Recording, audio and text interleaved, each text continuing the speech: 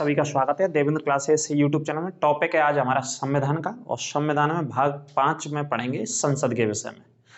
और संसद के विषय में सबसे पहले हम चर्चा करेंगे सिर्फ और सिर्फ एक सदन के विषय में, और एक सदन का मतलब है राज्यसभा के विषय में। इस क्लास में पढ़ेंगे, अंत तक वीडियो बने रहे और ज़्यादा से ज़्यादा वीडियो को शेयर करें। चूँकि टॉपिक बहुत बड़ा है, ये भारतीय संसद का कम से कम 3 क्लास इसमें बनेंगे। आराम से तीनों क्लासों के नोट्स बनाएंगे बहुत अच्छे से।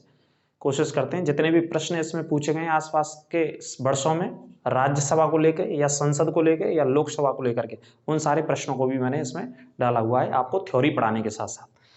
तो भारतीय संसद के विषय में चर्चा करते हैं। तो देखिए 5वां जो भाग है भारतीय संसद का, उसमें इसका उल्लेख है। कौन से भाग में? 5वें भाग में। सबसे पहले भाग लिख लेना, 5वें भाग में भारतीय संसद का उल्लेख है। और आर्टिकल लिखें तो शुरू में लिख लो, वैसे तो अभी बाद में बताएंगे। 79 एक संविधान का आर्टिकल है, आर्टिकल 79। संसद का गठन जो बताया गया है संविधान में, वो 79 में बताया गया है। यह संसद की स्थापना की बात करें तो आर्टिकल 79 में है, अनुच्छेद 79 में भारतीय संसद की स्थापना है। भारतीय संसद का निर्माण 3 अंगों से मिलकर के होता है हमारे भारतीय संविधान में, और 3 अंगों में भारत के राष्ट्रपति हैं, राज्यसभा और लोकसभा। इन तीनों अंगों को मिलाकर के निर्माण होता है। हालांकि राष्ट्रपति दोनों सदनों में से किसी का हिस्सा नहीं होता है, लेकिन राष्ट्रपति के द्वारा संसद के द्वारा बनाए गए कानूनों को भी लागू नहीं किया जा सकता है। इस वजह से भारत के राष्ट्रपति संसद के हिस्सा होते हैं। ठीक है, तो देखिए सबसे पहले समझो संसद का है क्या।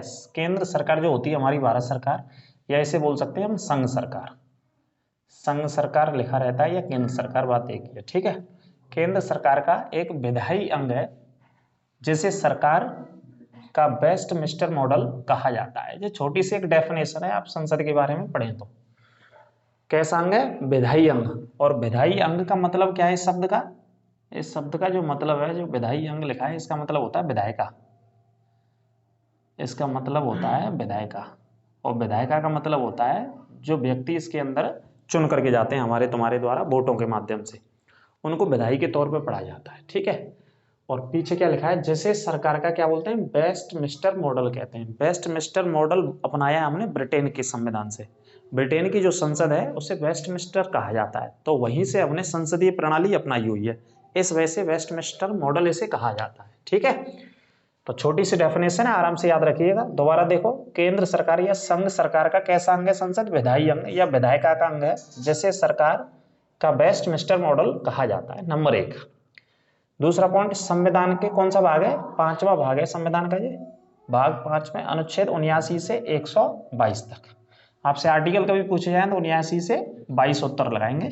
आर्टिकल 79 से शुरू होकर के 122 तक संसद के बारे में उल्लेख है, पूरा का पूरा। संसद की कार्रवाइयों के बारे में, संसद के स्ट्रक्चर के बारे में, संसद की स्थापना के बारे में, और संसद के अंतर्गत आने वाले दोनों सदनों के बारे में, जिसमें राज्यसभा और लोकसभा, इन तीनों का उल्लेख 79 से लेके 122 तक है आर्टिकल।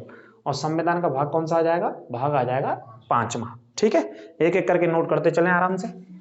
आगे बात करते हैं इसमें है क्या। तो देखिए संसद के गठन के बारे में पढ़ेंगे, संसद का स्ट्रक्चर क्या है उसे पढ़ेंगे, पूरी स्थिति को, अवधि के बारे में पढ़ेंगे, संसद की प्रक्रिया प्रोसेस के बारे में, और विशेषाधिकार, क्या क्या विशेषाधिकार हैं भारतीय संसद के। ठीक है, इन सारे तथ्यों को, इन सारे पॉइंटों को पढ़ेंगे आर्टिकल 79 से अनुच्छेद 122 तक भाग 5 में। अगला पॉइंट देखिए, वर्ष 1954 में, 1954 स्टार्टिंग की वर्ष है, तब सरकार सबसे पहले चुनी गई थी हमारे देश में। हमारे देश में पहले आम चुनाव हुए थे 1952 में। 1952 में 51 से 52 तक पहले आम चुनाव हुए थे, पहले प्रधानमंत्री चुने गए। उसके बाद राज्यसभा की और लोकसभा की पहली मीटिंग या पहली बैठक भी कब हुई थी? 1952 में हुई थी। ये भी प्रश्न पूछे जाते हैं, है ना, इनको भी याद रखिएगा, बताएंगे अभी पूरी क्लास में। तो हुआ क्या था, देखिए वर्ष 1954 में क्या नाम था? राज्य परिषद। जो राज्यसभा आजकल हम बोलते हैं उसका पहला पुराना नाम क्या था? राज्य परिषद बोलते थे पहले। ठीक है, और जिसे हम लोकसभा बोलते हैं उसे क्या बोलते थे? जनता का सदन। ये नाम थे पहले 1954 में। अब वर्ष 1954 से पहले तक, है ना, 53 तक या 54 तक पढ़ सकते हैं। तो 1954 में राज्य परिषद और जनता के सदन के स्थान पर नाम बदल दिए सरकार ने। क्या कर दिया? एक का नाम राज्यसभा रख दिया और दूसरे का नाम लोकसभा को अपनाया गया। ठीक है, ये भी नोट कर लेना।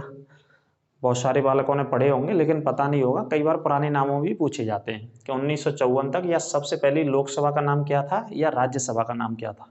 तो राज्यसभा को राज्य परिषद बोलते थे और लोकसभा को जनता का सदन बोलते थे। लोक मतलब लोगों के द्वारा चुने गए, इस वजह से जनता का सदन। और राज्यसभा मतलब राज्य नाम आ रहा है तो राज्य की परिषद नाम था उसका, है ना। नामों से ही उत्तर आ जाएंगे, कोई दिक्कत की बात नहीं, आपको टेंशन नहीं लेनी। आगे देखो, आगे बात करते हैं राज्यसभा के सदस्य कैसे चुने जाते हैं। राज्यों से चुने जाते हैं एवं संघ राज्यों से चुने जाते हैं। मतलब संघ राज्य का मतलब है केंद्र शासित प्रदेश। यहाँ पर केंद्र शासित प्रदेश होते हैं, जो भी केंद्र शासित प्रदेश हैं, जैसे दिल्ली है, पांडिचेरी है, ठीक है, अंडमान निकोबार या दादर नागर हवेली, इनकी हम बात करें, या चंडीगढ़ की बात करें, केंद्र शासित ये वाले राज्य हो गए। राज्यों और केंद्र शासित प्रदेशों से चुने जाते हैं। सिंपल बात है, ये कहाँ से चुने जाते हैं, तो पूरे भारतवर्ष में से चुने जाते हैं, ठीक है। दूसरा पॉइंट, लोकसभा के सदस्य संपूर्ण भारतवर्ष से चुने जाते हैं, पूरे भारत से चुने जाते हैं लोकसभा वाले। तो जो लोकसभा का चुनाव होता है वो पूरे भारतवर्ष में होता है और पूरे भारतवर्ष से चुने जाते हैं, ठीक है। लेकिन भारत के कुछ ऐसे राज्य हैं कि जिनमें राज्यसभा के चुनाव अभी भी नहीं होते, क्योंकि जनसंख्या के आधार पर सीटें वहां बांटी गई हैं। तो जनसंख्या का इतना अनुपात नहीं है कि वहां पर कोई एक राज्यसभा की सीट भी निर्धारित की जाए। इस तरीके की व्यवस्था है हमारे देश में, ठीक है। आगे देखो, आगे है पॉइंट संसद का निर्माण। ये प्रश्न बड़ा बेसिक सा है और याद आपको होना चाहिए कि भाई जो संसद है भारत की, उसका निर्माण कैसे हुआ है। तो निर्माण में शामिल है राष्ट्रपति जी, एक सदन लोकसभा और दूसरा सदन राज्यसभा, तीनों से मिलकर के भारतीय संसद का क्या हुआ है, निर्माण हुआ है। इस पॉइंट को आप याद रखना। राष्ट्रपति भी शामिल है हमारी संसद में, लोकसभा शामिल है और राज्यसभा, इन तीनों अंगों से मिलकर के भारतीय संसद का निर्माण होता है। जो कि ये पूरी की पूरी व्यवस्था हमने कहाँ से अपनाई है, संसदीय व्यवस्था इंग्लैंड के संविधान से अपनाई हुई है, ब्रिटेन के संविधान से अपनाई है। ये कॉन्सेप्ट पूरा ब्रिटेन से लिया हुआ है हमने, ठीक है। अब देखो शॉर्ट में समझ लो आप इसको, मैं बता देता हूँ थोड़ा सा सीटों का स्ट्रक्चर। आपको सबसे ज्यादा सीट ही पूछ ली जाती है आपसे। तो सबसे पहला पॉइंट है ये आपके सामने, संसद का गठन बताइए। तो आर्टिकल 79 में संसद का गठन है। या तो प्रश्न गठन लिख करके आएगा आपके सामने या फिर स्थापना लिख करके आ जाएगा। संसद की स्थापना बताइए या संसद का गठन बताइए। तो आर्टिकल 79 में संसद की स्थापना का प्रावधान है। इस पॉइंट को नोट कर लेना। अब चूंकि संसद के दो घटक हैं या दो अंग हैं, अब दो अंग कौन कौन से हैं, एक है राज्यसभा जो स्थायी सदन है, जो कभी विघटित नहीं होता है, परमानेंट सदन कह सकते हैं, और एक है लोकसभा जो हर 5 साल बाद विघटित हो जाता है और हर 5 साल बाद चुनाव होते हैं। काहे के चुनाव होते हैं, लोकसभा के। लेकिन राज्यसभा के चुनाव नहीं होते हैं, माफ कीजिए, राज्यसभा के चुनाव तो होते हैं लेकिन राज्यसभा कभी विघटित नहीं होती है। राज्यसभा के सदस्यों का कार्यकाल 6 साल का रहता है और लोकसभा के सदस्यों का कार्यकाल 5 साल का होता है। लोकसभा का व्यक्ति जो चुनाव लड़ता है वो कम से कम 25 साल की उम्र उसकी हो जानी चाहिए, और राज्यसभा का व्यक्ति जब राज्यसभा का चुनाव लड़ता है तो 30 साल की उम्र होनी चाहिए। ये संविधान में लिखा हुआ है दोनों उम्रों को लेकर के, ठीक है। इन तथ्यों को याद रखना। वैसे बताया भी है, आगे बात करेंगे। तो देखो स्ट्रक्चर क्या है हमारा। स्ट्रक्चर ये है कि भैया ये संसद है और संसद के 2 पार्ट हैं। 2 पार्ट में से एक का नाम है राज्यसभा आपका। अब राज्यसभा में आपसे पूछता है सबसे ज्यादा क्वेश्चन कि भाई ये बताओ राज्यसभा में जो हमारे देश में सदस्यों की संख्या है वो कितनी है। तो इस पॉइंट को आप याद करना और इसी तरीके से लिख लेना, चाहे कैसे भी नोट्स बना लेना। अधिकतम जो सदस्य संख्या है हमारे यहाँ वो कितनी है, 250। राज्यसभा की अधिकतम सदस्य संख्या है। कहने का मतलब 250 सदस्य तक हमारे राज्यसभा के भीतर बन सकते हैं। 250 तक संभावना है, संविधान में ये निर्धारित किया गया है 250 सदस्यों तक, ठीक है। इसके अलावा बात करें 250 में से डिवाइड कर दिया गया 250 सदस्यों में से। तो कैसे डिवाइड किया गया, तो देखिए 250 में से 238 सदस्य कहाँ से चुने जाते हैं, संघ राज्य क्षेत्रों से। 238 कहाँ से चुने जाते हैं, संघ राज्य क्षेत्रों से। और 238 में से कितने बचे अब, 12 सदस्य। 12 सदस्यों को राष्ट्रपति जी क्या करते हैं, मनोनीत करते हैं। 12 सदस्यों को राष्ट्रपति मनोनीत करते हैं, जो कि कौन कौन से क्षेत्रों से होते हैं, कला के, विज्ञान के क्षेत्र से या साहित्य के क्षेत्रों से, है ना। तो टोटल 238 और 12 हम प्लस करेंगे तो टोटल कितना होगा हमारा, 250 होगा। तो अधिकतम कितने सदस्य होते हैं राज्यसभा में, 250। ये अधिकतम सदस्यों की संख्या है 250, ठीक है। अब ये नीचे वाला पार्ट दिख नहीं रहा होगा, है ना, देख के बताओ। कोई बात नहीं है तो मैं बोल देता हूं। अब देखो एक प्रश्न आता है कि भाई वर्तमान में कितनी संख्या है, यहां तक तो दिख रहा है वर्तमान तक, वर्तमान में राज्यसभा के कितने सदस्य हैं? 245। तो वर्तमान में राज्यसभा के सदस्य 245 हैं। इन 245 में से 229 ऐसे सदस्य, मैं साइड में लिख रहा हूं, 245 में से 229 ऐसे सदस्य हैं जो कहां से चुने जाते हैं? राज्यों से, राज्यों से चुने जाते हैं। और 4 सदस्य ऐसे हैं इसमें जो कहां से चुने जाते हैं? संघ क्षेत्रों से। संघ का मतलब केंद्र शासित राज्यों से। और 12 सदस्य ऐसे हैं इसमें जो क्या होते हैं? मनोनीत होते हैं। 12 सदस्य, 12 सदस्य कैसे होते हैं? मनोनीत। तो ये ऊपर से लिख लेना स्ट्रक्चर, ये वाला 245 वर्तमान में संख्या है। 245 में से 229 राज्यों से चुन करके आते हैं, अप्रत्यक्ष रूप से चुनाव होता है ना, 4 केंद्र शासित राज्यों में से आ जाते हैं और 12 लोगों को राष्ट्रपति मनोनीत करते हैं। तो टोटल कुल मिला के कितना टोटल हुआ? 245। तो वर्तमान में जो सदस्य, उत्तर लगाना है आपको, लोकसभा राज्यसभा में यदि पूछा जाए कि वर्तमान में सदस्यों की संख्या बताइए, तो वर्तमान में 245 बताना है। और प्रश्न आए अधिकतम बताइए, मैक्सिमम कितने आंसर देंगे? तो अधिकतम 250। आमतौर पर सबसे ज्यादा जो प्रश्न पूछा जाता है वो वर्तमान का ही पूछा जाता है, क्योंकि जितने लोग चुन के आ रहे हैं भारत में थे उतने सांसदों से मतलब रहता है पेपर वाले को। तो 245 याद रखिए। और 12 सदस्य रट लेना, याद कर लेना, राष्ट्रपति जी के द्वारा मनोनीत किए जाते हैं, इनका चुनाव नहीं होता है।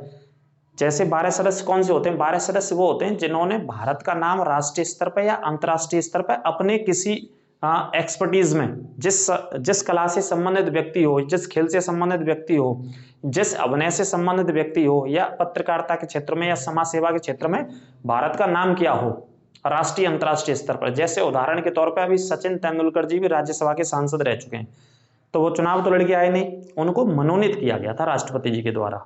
क्यों मनोनीत किया गया? क्योंकि सचिन तेंदुलकर जी ने पूरा जीवन किसको समर्पित किया? क्रिकेट को। और क्रिकेट का भगवान उनको कहा जाता है। भारत में तो नाम है ही, लेकिन दुनिया में भी उनका नाम है। तो ऐसे व्यक्ति को जिसने अपने किसी क्षेत्र में देश और दुनिया का नाम किया हो, ऐसे व्यक्ति को राष्ट्रपति जी क्या करते हैं? मनोनीत कर देते हैं। जैसे सबसे पहली फिल्म अभिनेत्री राज्यसभा में मनोनीत करी गई, उनका नाम था नरगिस दत्त। सुनील दत्त जाने माने एक अभिनेता थे, सुनील दत्त, जिनके पुत्र संजय दत्त हैं। संजय दत्त की मां का नाम नरगिस दत्त। उनको सबसे पहले राज्यसभा में मनोनीत किया गया था। क्यों किया गया था? क्योंकि उनका क्षेत्र कौन सा? कला, अभिनय, जो कि बहुत सारी मूवीज के अंदर सुपरहिट मूवीज दी उन्होंने, है ना। तो ऐसे लोगों को, या कला के क्षेत्र से आता हो, कोई साहित्य के क्षेत्र से आता हो, या विज्ञान के क्षेत्र से आता हो, ऐसे 12 लोगों को राष्ट्रपति क्या करते हैं? राज्यसभा में मनोनीत करते हैं। समझ पाए होंगे आप। दूसरा स्ट्रक्चर देख लेते हैं हम लोकसभा का यहीं पर, क्योंकि हमने कहा संसद के कितने पार्ट हैं? 2 पार्ट। तो एक राज्यसभा हो गया जो कि स्थायी सदन है, जिसका कभी वैसे लोकसभा की तरह चुनाव नहीं होता, लेकिन हर दूसरे वर्ष में 1/3 सदस्य इसके रिटायर हो जाते हैं और इतने ही चुन करके आ जाते हैं। तो इनका जो चुनाव होता है वो कैसा होता है? अप्रत्यक्ष रूप से। राज्यसभा के सदस्यों का चुनाव, प्रश्न पूछा जाता है कई बार, राज्यसभा के सदस्यों का चुनाव कैसे होता है भैया? तो राज्यसभा के सदस्यों का चुनाव अप्रत्यक्ष तरीके से होता है या परोक्ष तरीके से होता है। परोक्ष भी शब्द होता है जो हिंदी के विलोम शब्दों में पढ़ते हैं कई तौर पे हम, है ना। आगे बात करेंगे। तो देखिए लोकसभा हो गया दूसरा सदन। भैया लोकसभा कैसा सदन है? लोकसभा है अस्थायी सदन। अस्थायी सदन का मतलब है कि हर 5 साल बाद लोकसभा विघटित हो जाता है, विघटन हो जाता है, क्योंकि लोकसभा के हर 5 साल में क्या होते हैं? हमारे देश में चुनाव होते हैं। लोकसभा का मतलब है प्रधानमंत्री वाले चुनाव, सरल भाषा में ऐसे समझो। इन्हीं चुनावों को आम चुनाव कहते हैं भारत का, और यही चुनाव भारत का सबसे बड़ा चुनाव होता है, जो 5 साल के लिए सरकार चुनी जाती है, या 5 साल का ही कार्यकाल किसका होता है? लोकसभा का, या लोकसभा के भीतर चुने गए सदस्यों का, या लोकसभा के अंतर्गत चुने गए प्रधानमंत्री का। आपसे कार्यकाल पूछा जाए तो कितने वर्ष लगाएंगे? 5 वर्ष का कार्यकाल होता है हमारे देश में लोकसभा, और राज्यसभा के सदस्यों का 6 साल का होता है। ये दोनों अंतर है 1-1 साल का। तो लोकसभा में अधिकतम सदस्य कितने रहते हैं भाई साहब? 552 जी अधिकतम है। पॉइंट याद रखना कितने हैं? मैक्सिमम। इंग्लिश में क्या बोलेंगे? मैक्सिमम, और हिंदी में अधिकतम। अब अधिकतम को बांट लेते हैं हम। तो 552 में से 530 ऐसे सदस्य होते हैं जो कहां से चुन करके आते हैं? राज्यों से चुन करके आते हैं। और 20 सदस्य ऐसे होते हैं जो कहां से चुन के आते हैं? संघ राज्य क्षेत्रों से। संघ राज्य क्षेत्र बोले तो केंद्र शासित प्रदेश, जो जहां पे केंद्र का शासन होता है। जैसे चंडीगढ़ की बात करें, पांडिचेरी की बात करें, जो केंद्र शासित राज्य हैं। तो कितने हो गए? 530 और 20, 550, 550। अब कितने बचे? 2 बचे। अब 2 सदस्य होते थे जिनको बोलते थे हम एंग्लो इंडियन। कितने सदस्य होते थे? 2। लेकिन इस प्रावधान को एक संशोधन के द्वारा क्या कर दिया गया, समाप्त कर दिया गया। अब ये 2 सदस्य चुने नहीं जाते हैं, इस वजह से जो संख्या है वो कितनी है, 550 पढ़ सकते हैं अभी हाल फिलहाल। लेकिन जो पुरानी संविधान की किताबें आप उठा के देखोगे तो 552 ही अधिकतम सदस्य संख्या चली जा रही है, ठीक है। अब वर्तमान में कितने सदस्य चुने जाते हैं, प्रश्न आता है कि भाई वर्तमान में बताओ लोकसभा में कितने सदस्य चुने जाते हैं। तो वर्तमान में जो सदस्य चुने जाते हैं भाई साहब, उनकी संख्या आपको बतानी है, तो आंसर क्या आएगा, 545। वर्तमान में लोकसभा के सदस्यों की संख्या है 545। अब 545 में से 530 ऐसे सदस्य होते हैं जो कहां से चुने जाते हैं, राज्यों से। 530 और 530 में 13 और जोड़ दो, 13 कहां पे लिखें, यहां लिख दें, आ रहा है साफ, प्लस लगा के लिख लेंगे यहाँ समझने के लिए। 13 ऐसे सदस्य होते हैं जो कहां से चुने जाते हैं, केंद्र शासित प्रदेशों से, संघ राज्य क्षेत्रों से, ठीक है। तो 30 और 13 कितने हो गए, 543। 543 ऐसे सदस्य हैं जो वर्तमान में लोकसभा के सांसद हैं भारत में, और 2 सदस्य चूंकि खत्म कर दिए गए तो ये वाले खत्म हो गए। इस वजह से अगर ये शामिल होते तो कितने होते, 545। तो अभी वर्तमान में कितने सदस्य हैं, 543। तो ये हो गया आपके लिए पूरा स्ट्रक्चर, आराम से नोट कर लेना। फिर भी कोई दिक्कत कहीं समझने में लगी हो तो आप पूछिएगा कमेंट करके, आपको बताएंगे पूरा। ये वाली, हाँ कोई दिक्कत नहीं है। वर्तमान में अगर आएगा उत्तर तो 545 ही देना है आपको अभी हाल फिलहाल। इसमें जब बदलाव होगा सरकार के द्वारा, संसद के द्वारा, तब वो डेटा बदलाएगा, लेकिन अभी हाल फिलहाल 545 ही पढ़ना है। लेकिन इन 2 को हटा दें, कायदा से हम पढ़ेंगे तो 543 तक पहुंचेंगे। आप उस 543 को भी याद रखिए। यदि ऑप्शन आ जाए कि वर्तमान में लोकसभा में सदस्यों की संख्या कितनी है, तो 543 उत्तर दीजिएगा, क्योंकि 2 लोकसभा के सदस्य हटा दिए गए। बिल्कुल उत्तर 543 देना, लेकिन 545 पढ़िए अभी हाल फिलहाल। चेंज होगा तो बताएंगे, वैसे चेंज हो चुका है, ठीक है। अब हेडिंग डालो आप सबसे पहले, क्योंकि संसद है हमारी, संसद में एक राज्यसभा पढ़ा हमने और एक लोकसभा। अब चर्चा करेंगे राज्यसभा की, एक एक करके सदन पढ़ेंगे। जैसे एक क्लास में अभी संसद के बारे में बता रहे हैं, थोड़ा सा परिभाषा बताइए, संसद का भाग कौन सा है, संसद के आर्टिकल्स कौन से हैं, संसद कितने अंगों से मिलकर के बनी है। इस तरीके से दूसरा जो पार्ट आएगा उसमें स्पेशल चर्चा करेंगे हम लोकसभा के बारे में। तो पहले राज्यसभा, तो हेडिंग डालिए राज्यसभा, ठीक है। तो राज्यसभा की स्थापना आपसे पूछी जाती है, तो अनुच्छेद लगाएंगे आप सबसे पहले। आर्टिकल 80 में क्या है, राज्यसभा की स्थापना। अनुच्छेद 80 में राज्यसभा की स्थापना भाई साहब, ठीक है। या राज्यसभा का गठन बताइए, तो उत्तर क्या देंगे आप, आर्टिकल 80 देंगे, अनुच्छेद 80 देंगे, ठीक है। आगे बात करते हैं राज्यसभा के बारे में। देखो राज्यसभा की स्थापना कब हुई, 1952 में। पहला पॉइंट ये नोट कर लेना, 13 मई 1952 को पहली बार राज्यसभा की बैठक हुई थी। शायद मैं गलत नहीं हूं तो डेट 13 मई थी, हाँ 13 मई थी। 13 मई 1952 को, 13 मई भी लिख लेना, मैंने यहाँ नहीं लिखा है। 13 मई 1952 को राज्यसभा की पहली बैठक भारत में हुई, और भारत की राजधानी दिल्ली में, ठीक है। तो इस पॉइंट को याद रखना। अब राज्यसभा में चुनाव लड़ने की आयु कितनी है भाई साहब, कितने वर्ष का व्यक्ति हो जाना चाहिए जो राज्यसभा का चुनाव लड़ेगा, तो राज्यसभा का चुनाव लड़ेगा 30 वर्ष का व्यक्ति, ठीक है। ये पॉइंट बेसिक पॉइंट है, इसको भी नोट कर लेना।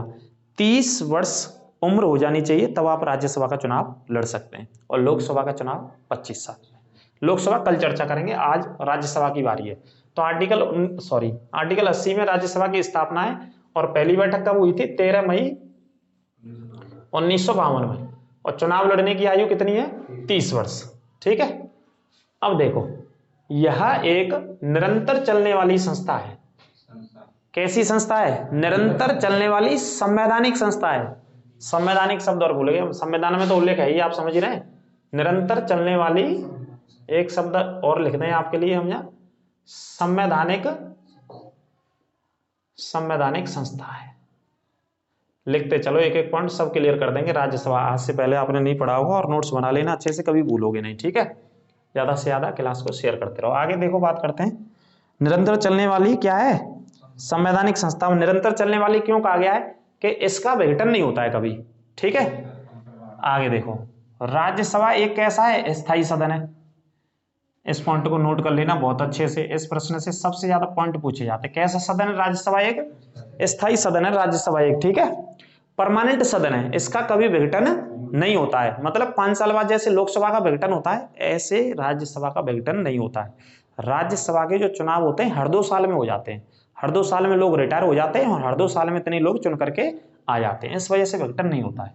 देखो 1/3 सदस्य, कितने सदस्य, इंपॉर्टेंट पॉइंट है, 1/3 सदस्य हर दूसरे वर्ष, नोट कीजिएगा यहां से भाई साहब, कितने वर्ष, हर दूसरे वर्ष सेवानिवृत्त हो जाते हैं और इतने क्या होते हैं, चुन करके आ जाते हैं। इतने सदस्य क्या होता है, चुनकर आ जाते हैं।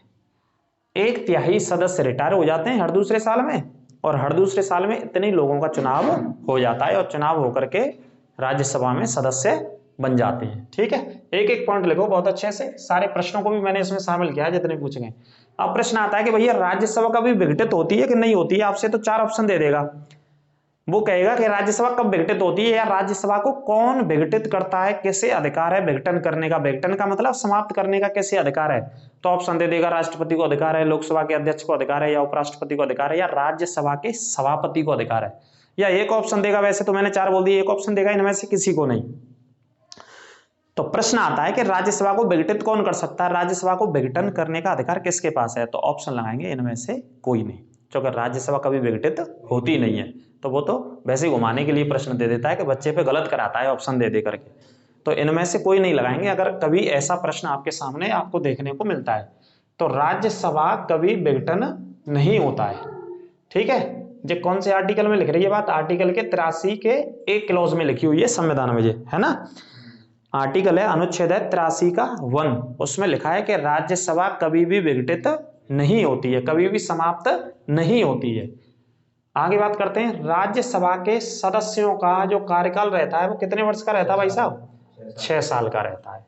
राज्यसभा में जो व्यक्ति चुन करके आता है वो कितने साल तक सेवा देता है, 6 वर्षों तक सेवा देता है चुनने के बाद, और लोकसभा के भीतर सिर्फ 5 सालों तक रहता है। 1 साल ज्यादा है राज्यसभा के लोगों की, है ना, और चुनाव लड़ने में भी उधर 5 साल ज्यादा उम्र है। ठीक है, तो 6 वर्षों तक राज्यसभा का सदस्य रहता है और कार्य करता है। अगला पॉइंट है राज्यसभा के सदस्यों का चुनाव। ये बहुत मोस्ट इंपोर्टेंट पॉइंट है कि भाई चुनाव कैसे होता है, राज्यसभा के जो सदस्य चुन करके आते हैं उनका चुनाव कैसे होता है, ये बताइए आप। तो चुनाव कैसे होता है भैया सुदामा, भगवान श्री कृष्ण की कृपा से चुनाव ऐसे होता है, श्री कृष्ण की कृपा से तो होता है, लेकिन ये संविधान की कृपा से भी होता है, क्योंकि ये संविधान में लिखा हुआ पूरा पॉइंट है ना। सदस्यों का चुनाव विधानसभा के निर्वाचित सदस्यों के द्वारा चुनाव आनुपातिक प्रतिनिधित्व पद्धति के अनुसार एकल संक्रमणीय पद्धति के द्वारा होता है। बड़ी लंबी चौड़ी सी लाइन लिखी है, लेकिन आराम से आप लिख लेना और समझ में ना आए तो पूछिएगा कमेंट करके, इसका बताएंगे मतलब, है ना। आप सरल भाषा में ऐसे समझो, जो राज्यसभा के सांसद चुन के आते हैं उनको कौन वोट देता है, उनको देते हैं वोट हमारे द्वारा चुने हुए लोग। और हम किसके लिए वोट देते हैं, विधायकों के लिए। तो विधायक जो हमारे द्वारा चुने हुए होते हैं वो लोग वोट करते हैं राज्यसभा के सांसदों को। इसी को बोलते हैं आनुपातिक पद्धति के आधार पर चुनाव होता है। और दूसरा शब्द है इसके लिए एकल संक्रमणीय, मतलब जैसे राष्ट्रपति का चुनाव होता है इसी पद्धति पर भारत के प्रेसिडेंट का चुनाव होता है। जैसे राष्ट्रपति का चुनाव होता है उसी प्रोसेस से या उसी पद्धति से किसका चुनाव होता है, राज्यसभा के सदस्यों का चुनाव। इनको विधायक वोट देते हैं, जो राज्य विधानसभाओं के विधायक होते हैं, जिनको हम वोट देते हैं, मतलब आम जनता वोट देती है विधायकों को। और विधायक किसे वोट देते हैं, राज्यसभा के सांसदों को वोट देते हैं। ठीक है, इसी व्यवस्था को क्या बोला गया है, आनुपातिक प्रतिनिधित्व। और क्या बोला गया है, एकल संक्रमणीय पद्धति के आधार पर। आपसे पूछा जाता है कि राज्यसभा के सदस्यों का चुनाव कैसे होता है, तो इसमें से कोई भी ऑप्शन आ सकता है, दोनों पॉइंटों में से याद रखिएगा। या तो आनुपातिक प्रतिनिधित्व के आधार पर होता है या फिर एकल संक्रमणीय के आधार पर। राष्ट्रपति जैसा चुनाव है, राष्ट्रपति में पढ़ाऊंगा आगे चल के, तो उसमें डिटेल में बताऊंगा इस प्रोसेस को, है ना। यहां डिटेल में बताने लायक व्यवस्था इसकी है नहीं, राष्ट्रपति में डिटेल से पढ़ेंगे, क्योंकि राष्ट्रपति का पूरा प्रोसेस ही इसी पे आधारित है, एकल संक्रमणीय व्यवस्था पर। इतना यहां समझ लो कि अप्रत्यक्ष रूप से चुनाव होता है। राज्यसभा के सदस्यों का कैसे होता है, अप्रत्यक्ष रूप से। एक पॉइंट और नोट करना, अप्रत्यक्ष रूप से चुनाव होता है, या इसी को क्या बोलते हैं, परोक्ष रूप से चुनाव होता है राज्यसभा के सदस्यों का। ये नोट कर लेना आप, ठीक है। आगे बात करते हैं राज्यसभा में सीटों का बंटवारा। भाई सीट कैसे बांटी गई है, ये भी पॉइंट है इंपॉर्टेंट। राज्यसभा में सीटों का बंटवारा जनसंख्या के अनुपात में किया गया है, जनसंख्या के आधार पर किया गया है। और ये व्यवस्था कहाँ है? अनुसूची 4 में है। जब अनुसूचियां पढ़ेंगे ना, पूरी की पूरी 12 अनुसूचियां हैं, तो 12 अनुसूची में से अनुसूची 4 में क्या लिखा है? राज्यसभा में सीटों का बंटवारा किसके आधार पर लिखा है? जनसंख्या के आधार पर। राज्यसभा में सीटें बांटी जाएंगी जनसंख्या के आधार में। उदाहरण के तौर पर देखिए, उदाहरण के तौर पर एक लिखा है मैंने, जैसे उत्तर प्रदेश में कितनी सीटें हैं? 31, सबसे ज्यादा सीटें हैं राज्यसभा की यूपी के भीतर। उत्तर प्रदेश में राज्यसभा की सबसे ज्यादा सीटें हैं जिनकी संख्या है 31, 31 सीटें। और त्रिपुरा में कितनी है? 1 सीट है। त्रिपुरा में बस से 1 ही है, और कछु राज्य में बस से 1 ही है। चिंता मत करो, बताएंगे हवाला। तो इस बात को समझने के लिए इससे पहला पॉइंट पढ़ना हमें कि राज्यसभा में जो सीट बांटी गई है वो जनसंख्या के अनुपात में। इससे कौन सी अनुसूची कहती है? 4। अब जिस राज्य की जनसंख्या सबसे ज्यादा है, वहां सीट भी सबसे ज्यादा होंगी, वहां के लोग भी ज्यादा चुन के होंगे। जिस राज्य की जनसंख्या बहुत कम है या ना के बराबर है, वहां सीट कम होंगी या बिल्कुल नहीं होगी सीट। ऐसा ही उदाहरण के तौर पर त्रिपुरा में सिर्फ कितना है? 1 सीट है। और यूपी में सबसे ज्यादा सीटें कितनी है? 31। और यूपी भारत का सबसे बड़ा राज्य भी है। काय के आधार पर? जनसंख्या के आधार पर। यहाँ क्षेत्रफल नहीं लिखा है, सिर्फ जनसंख्या की बात है अनुसूची 4 में। अगर क्षेत्रफल होता कि क्षेत्रफल के आधार पर सीट देनी है, वैसे तो पॉसिबल नहीं है क्षेत्रफल के आधार पर सीट देना, लेकिन होता तो राजस्थान आता यहाँ पे, है ना। आगे बात करते हैं, राज्यसभा की अध्यक्षता कौन करता है? तो भारत के उपराष्ट्रपति राज्यसभा के कौन होते हैं? सभापति या चेयरमैन या फिर अध्यक्ष। कोई भी शब्द आ सकता है आपसे पूछने के लिए कि राज्यसभा के सभापति कौन होता है, राज्यसभा का चेयरमैन कौन होता है, या राज्यसभा का तीसरा पॉइंट क्या लिखा है हमने? अध्यक्ष कौन होता है। तो आंसर क्या लगाना है? उपराष्ट्रपति। भारत के उपराष्ट्रपति ही राज्यसभा की अध्यक्षता करते हैं। बस ये काम है उपराष्ट्रपति जी का। बाकी की मेरे हिसाब से और कोई काम ना है। सरकारी जी पद खत्म कर देना चाहिए, तमाम रुपया खर्च होता जा पद पर, ठीक है। संविधान में संशोधन करके उपराष्ट्रपति का सिर्फ एक ही काम है, एक ही नौकरी है, एक ही ड्यूटी है। जब जब राज्यसभा की बैठक होंगी तब आकर के राज्यसभा की अध्यक्षता करेंगे। बाकी के इसके अलावा उपराष्ट्रपति जी का ज्यादा संविधान में कोई उल्लेख है नहीं। बाकी का इतना है कि वो घूमते रहते हैं कहीं ना कहीं, आनंद है जीवन में। तो उपराष्ट्रपति कौन है? राज्यसभा के सभापति। आगे बात करेंगे राज्यसभा की एकांतिक शक्ति। एकांतिक शक्ति का मतलब है राज्यसभा को कुछ स्पेशल पावर्स हैं भाई साहब, कुछ स्पेशल पावर्स हैं जो कि लोकसभा को नहीं है। सिर्फ राज्यसभा ही निर्णय लेती है इन शक्तियों पर। तो एकांतिक का मतलब जैसे एकाधिकार होता नहीं है कि भाई हमारा ये अधिकार है इसके ऊपर, तो ये शक्ति सिर्फ और सिर्फ राज्यसभा के भीतर है। कौन सी शक्तियां? देखो बहुत मोस्ट इंपोर्टेंट है। तो राज्यसभा की एकांतिक शक्ति अनुच्छेद 312 के अंतर्गत है। और क्या शक्ति है आर्टिकल 312 में? नई अखिल भारतीय सेवाओं का सृजन करने का अधिकार है राज्यसभा को। कितने बहुमत से पारित करेगी राज्यसभा इन सेवाओं को बनाने के लिए? 2/3 उपस्थित सदस्यों के 2/3 बहुमत से पारित करेगी इस व्यवस्था के लिए। 2/3 बहुमत से पारित करेगी। ये एक संविधान में प्रोसेस है, पूरा एक नियम है। कोई भी बिल या कोई भी विधेयक जो पारित होता है वो कितने बहुमत से पारित होना चाहिए? कम से कम जो राज्यसभा के अंदर बैठे लोग हैं उसका 2/3, जैसे परसेंटेज पढ़ते हैं, प्रॉपर्टी लॉस पढ़ते हैं, तो उसी को 2/3 बहुमत इस हिसाब से यहाँ पढ़ लेते हैं हम, है ना। कि 100 लोग हैं, जैसे 100 लोगों का 2/3 निकालेंगे तो भी निकल आएगा। तो 100 में से 2/3 लोग जो वोट कर देंगे तो विधेयक पारित हो जाएगा। तो इतना बहुमत होना जरूरी है, ठीक है। तो ये राज्यसभा को शक्ति है आर्टिकल कौन सी की? 312। और 312 में क्या है? अखिल भारतीय सेवाओं का सृजन। किसे अधिकार है बनाने का? सिर्फ राज्यसभा को। आर्टिकल 312 में अखिल भारतीय सेवा क्या हो गई? भारत के स्तर की सेवा हो गई, मतलब भारत के स्तर की बड़ी बड़ी सेवाएं हो गई, नौकरियां हो गई, जिसमें जैसे हम यूपीएससी में हम पढ़ते हैं, यूपीएससी की जो जॉब्स होती हैं जैसे आईएएस, आईपीएस, आईएफएस की, आईआरएस की, तो ये क्या हो गई? अखिल भारतीय स्तर की नौकरियां हैं ये, ठीक है। सेवाएं हैं, नौकरियां तो नहीं बोलेंगे, क्या है ये? सेवाएं हैं। अगर इन सेवाओं में और सेवाएं बढ़ानी हो तो उन्हीं को बोलते हैं अखिल भारतीय सेवाएं। आर्टिकल 312 के तहत कौन बढ़ा सकता है? राज्यसभा को ही अधिकार है, ये लोकसभा को अधिकार नहीं है। तो ये राज्यसभा की स्पेशल पावर है, ये पढ़ने पॉइंट। और एक दूसरी स्पेशल पावर पे आते हैं आर्टिकल 249 पे। आर्टिकल 249 के अनुसार राज्य सूची के विषय पर जो राष्ट्रीय हित में हो, राज्य सूची के, इस पॉइंट को नोट कर लेना, ये इंपॉर्टेंट बात है। राज्य सूची के विषय पर जो राष्ट्रीय हित में हो उसे 2/3 बहुमत से संकल्प पारित करके राज्यसभा क्या बना सकती है, कानून बना सकती है। देखो संविधान में कितनी अनुसूचियां हैं, 12, और 12 में से एक अनुसूची है 7वीं, और 7वीं अनुसूची क्या कहती है, केंद्र और राज्यों के मध्य शक्तियों का बंटवारा।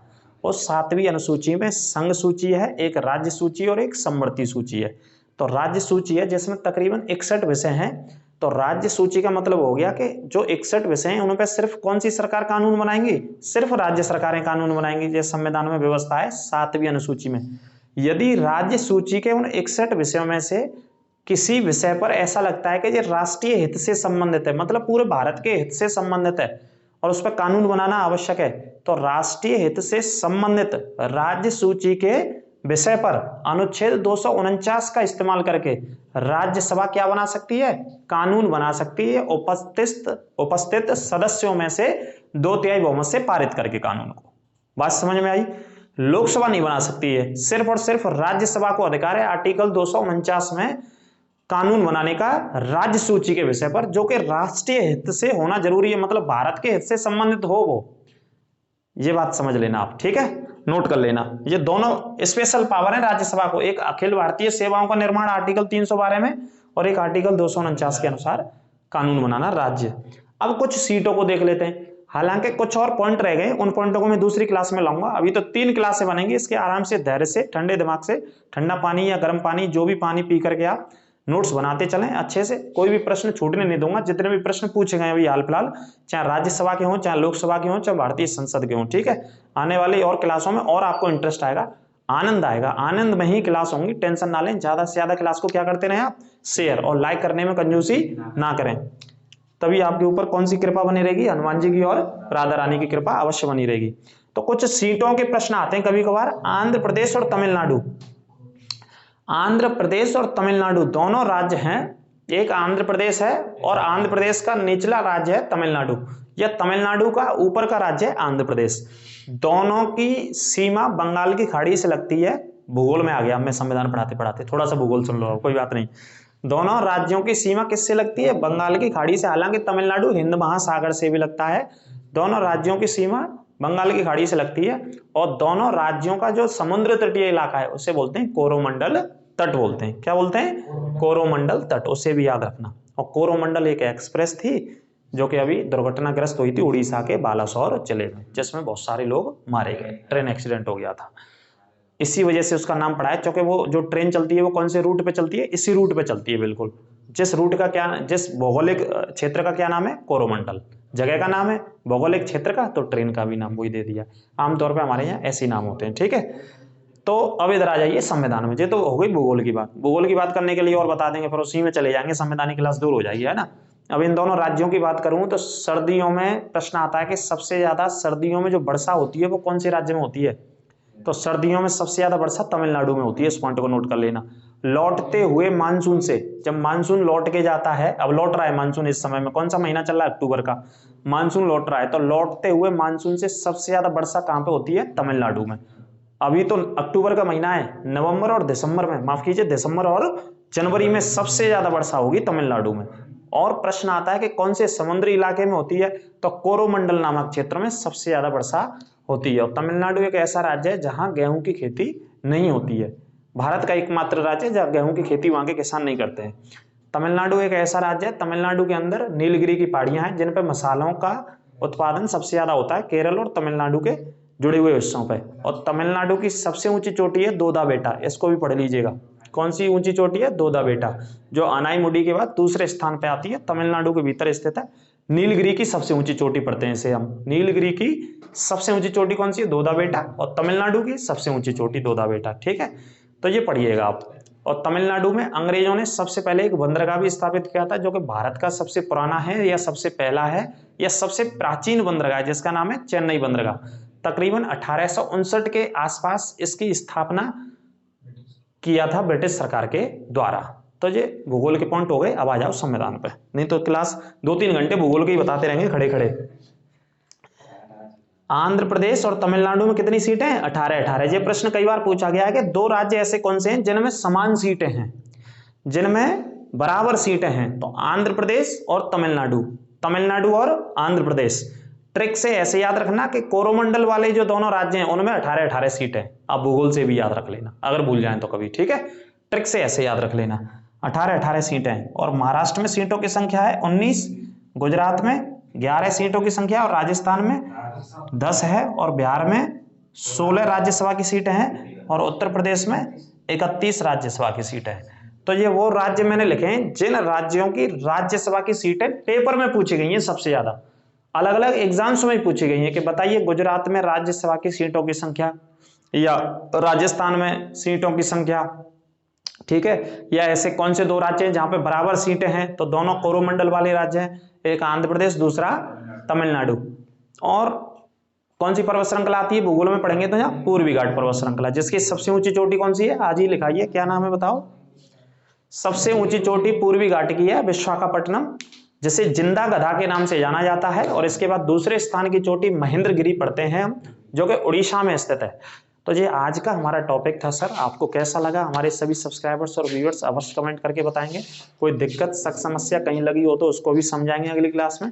अभी 2 वीडियोज में और बनने वाली है ये पूरी क्लास, जिसमें लोकसभा की चर्चा करेंगे और लोकसभा से संबंधित या संसद के जितने भी प्रश्न पूछे गए तीसरी क्लास में उन प्रश्नों को आपके सामने रखेंगे।